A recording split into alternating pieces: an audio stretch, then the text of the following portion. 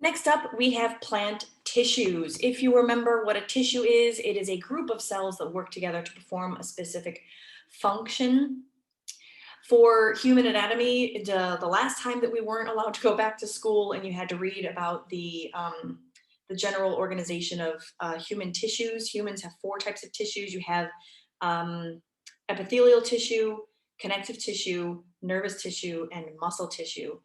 And in plants, it's kind of the same thing, that there are three tissues, but we call them systems. They're tissue systems. So we have the dermal tissue system, which you see here in kind of orange. And you might notice from the diagram that you find all three types of tissues in all three parts of a plant, the leaf, the stem, and the root. They're just going to be organized in a different way. You have the ground tissue system, which is here in light green, and finally the vascular tissue system, which is there in purple. Keeping in mind that the vascular system is xylem and phloem, it's almost always going to form the most interior part of a plant. Now, these three systems are then going to be organized in plant organs. So it's kind of the same hierarchy of organization that we talked about all the way back in grade 10, where you have cells, cells make up tissues, tissue make up organs, and organ make up organ systems. Plants don't have organ systems per se, but you do have plant cells like the parenchyma, collenchyma, sclerenchyma. These are organized into tissues, the dermal tissue, ground tissue, vascular tissue, and those tissues are arranged into plant organs, the roots, the stems, and the leaves. So we're still following the same kind of organization that we had when we talked about human anatomy. So let's just go through each type of system. Dermal, if you remember the definition of derm, which probably comes from Latin, meaning covering. So dermal tissue system is going to be the outer covering of the plants. And of course, just like we have an epidermis, which for us is the skin, young plants also have the epidermis, which is the outer layer of parenchyma cells. Now, the reason why I specified young plants is because we have the parenchyma cells, which have the flexible cell walls, because young plants have to do what? They still have to grow. So here we have a cross section of a leaf. How do I know it's a leaf? Because of that dude right there. Stoma is the hole in the outside of a leaf. So you see the epidermal cells here, and then covered with the cuticle, which is that waxy layer, which I'm going to talk about in a second, but these are the epidermal cells. Now, speaking of cuticle, if you remember when we first started talking about plants, one of the biggest challenges that plants have living on land is that they desiccate, or they dry out, they lose water. So one of the early adaptations that plants developed when they evolved to living on land is they developed a cuticle. Cuticle is that waxy outer layer that covers the above ground parts of plants, which prevents water loss. Now, what do we know about wax from grade 10? Wax is a non-polar lipid. And so because it's non-polar, that's why you see these beautiful little, almost perfectly spherical beads of water, which is polar, that build up on the surface, because remember, polar does not like non-polar. Now, in roots, you have some epidermal cells, they're going to develop hair-like extensions. And the reason why they do that is because that's going to increase the surface area for water absorption. Because why? Roots' job is to absorb water. So if you can adapt structures that help you do your job better, then you will survive better. Now, in the leaf, the epidermis is going to have holes called stomata. Remember, the singular is stoma. And these are controlled by guard cells. So this is one guard cell, and this is the other guard cell.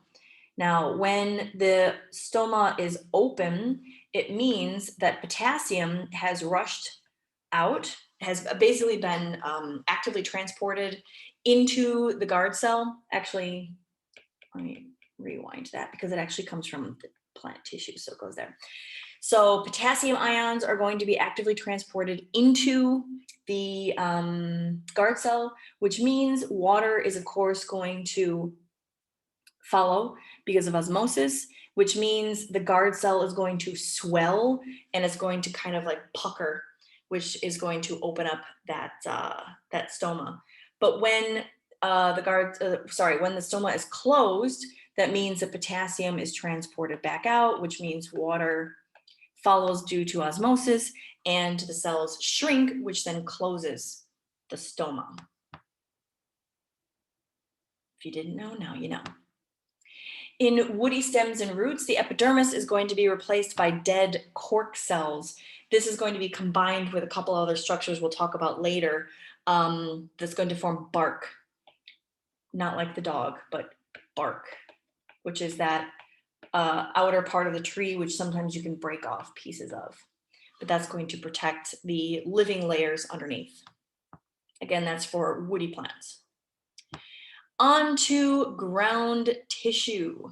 So the dermal tissue is always on the outside, and then in between the dermal and the vascular tissue in the middle is the ground tissue system. The ground tissue system contains all three types of cells. So it's going to have all of the functions of parenchyma, collenchyma, and sclerenchyma. So you're going to have storage, metabolism, and then of course, because of collenchyma, you're going to have support. Actually, because of collenchyma and sclerenchyma, you're going to have support. Parenchyma is the most common type of cell in the ground tissue system. Non-woody root stems and leaves are mostly made of ground tissue. Cactus stems have huge amounts of parenchyma cells for storing water, obviously because they live in the desert. That plant has evolved to basically turn its leaves into the spikes, because the main way that plants lose water is through transpiration, which occurs through the leaves. So if you don't have any broad leaves that don't have lots of stomata in them, then you can't really lose water. The problem is, for broad-leafed plants, that's where photosynthesis occurs. So if the cacti are going to evolve for their leaves to shrink to form these little needly spikes, then what is going to take over photosynthesis? That is, of course, the stem. So that's why cacti stems are fat and green. So they're going to take over, and they're fat because they have lots of parenchyma cells in the stem, in the ground tissue for storing water. Plants that grow in really wet soil are going to have large air spaces between their parenchyma cells so that air can reach the roots, otherwise they will drown. Yes, it's possible for a plant to drown. That's why it's important, if you have plants at home that you are trying to cultivate or grow, don't overwater them because you will drown them. Now, non-woody plants that need to be flexible to withstand wind have large amounts of collenchyma cells. Remember, collenchyma are those strands of plant cells that support plant in the length. So like tall grasses are going to have large amounts of collenchyma to support them from breaking in the wind. Now, sclerenchyma cells are going to be found where hardness is an advantage, like in seed coats and cacti spines. I don't know why that picture's so pixely. Blech, I have to get a new one. And lastly, the vascular tissue system. This is in the innermost part of all three organs of a plant. They're going to function in transport and support, remembering it is xylem and phloem. Xylem transports water, phloem transports inorganic nutrients and food. And I just said that. And the important point about xylem and phloem, which I'll reiterate here, is that phloem is alive at maturity. There is a specific reason why it has to be alive, because it has to actively transport materials in and out, which I'll get to later when we talk about how phloem actually transport food. Xylem is not alive at maturity. Why? Because if they were alive at maturity, they would absorb some of the water themselves as cells. And so that would disrupt the flow of water from the roots all the way up to the leaves. Now, there's a specific structure of xylem, and oops, I don't know why that is cut off. But anyway, in angiosperms, the xylem is made of two parts. You have the tracheids, which you see on the left, and you have vessel elements, which you see on the right. In all of the other phyla of plants, they have only tracheids. Angiosperms are the only groups of plants that have vessel elements. Vessel elements, you can see from the diagram that vessel elements are much wider, therefore they're more efficient in transporting water. This is one of the reasons why angiosperms are so successful above all other phyla. So here's, again, another hugely pixelated picture for some reason. So the tracheid is a long, thick-walled sclerenchyma cell. Of course, remembering sclerenchyma, because why? Because xylem is dead at maturity, and sclerenchyma is the only type of specialized plant cell that is dead at maturity, and it has a tapering or narrowing end. So to show you what I mean, here's one tracheid, and you see how it kind of comes down here, gets narrow at the end.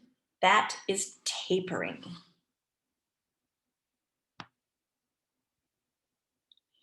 Water moves from one tracheid to another through pits, which you can see here. These are porous areas of the cell wall. That's how they go from tracheid to tracheid. Now, vessel elements are sclerenchyma cells that have either a large hole at the top and bottom, or they don't have any end walls at all. Again, you can see the top and the bottom are both tapered, but here you can see this giant hole in the bottom. So here is a diagram of tracheids on the left-hand side versus vessel elements. And you can see here, vessel elements, this is a vessel element. They stack on top of each other to form a vessel. Okay, you're not looking at this because this is phloem. So here's tracheids, and this is vessels, and then one of these is a vessel element. Told you there'd be lots of vocab. Yeah? Okay. All right, like I said, vessel elements are stacked to form vessels. Here you can actually see a scanning electron micrograph.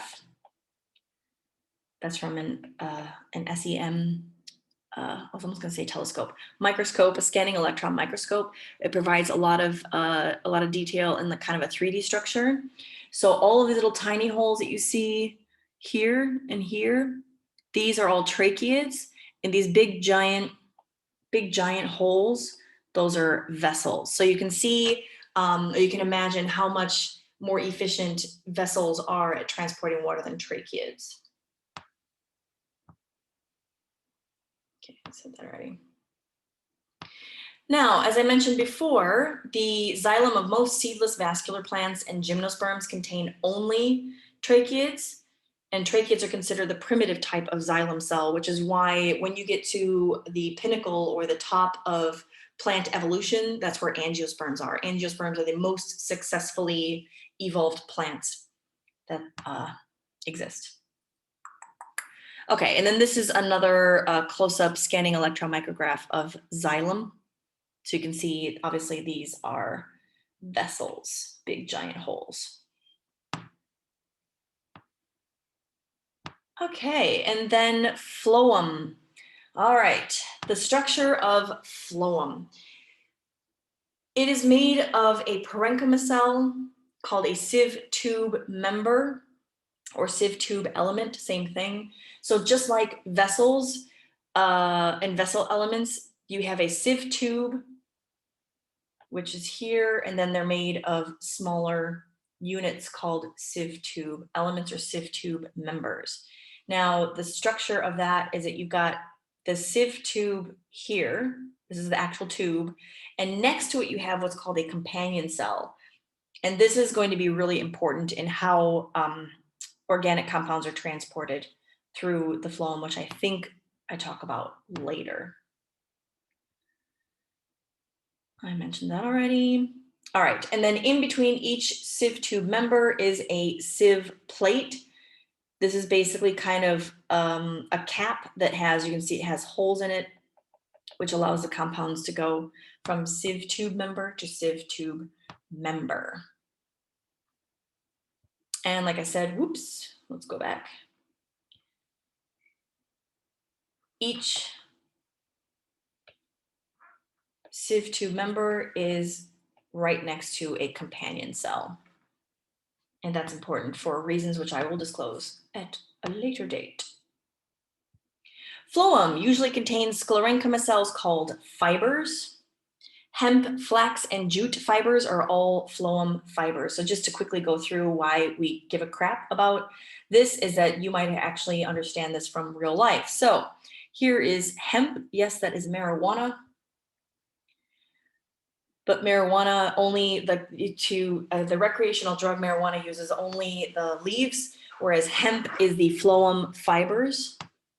And I do believe there was an article in the Bangkok Post yesterday or the day before talking about how the government is starting to allow businesses to register for growing marijuana. But there was specifically something in there. I remember, I'll have to go back and check, but you can also look for yourself that one business cannot sign up to both grow hemp and marijuana. You have to pick one or the other. So there is a distinction there.